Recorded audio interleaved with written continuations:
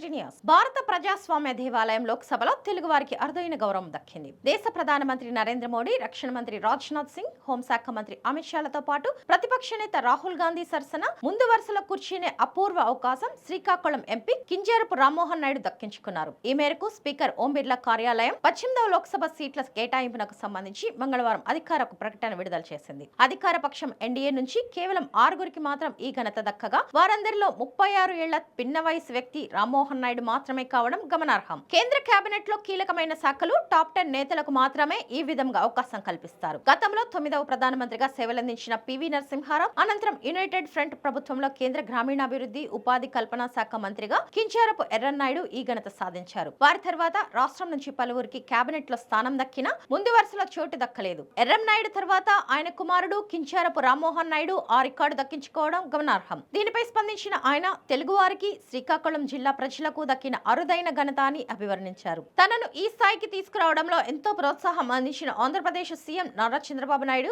ప్రధానమంత్రి నరేంద్ర మోడీలకు ప్రత్యేక ధన్యవాదాలు తెలియజేశారు Rammohan Naidu. State TV news.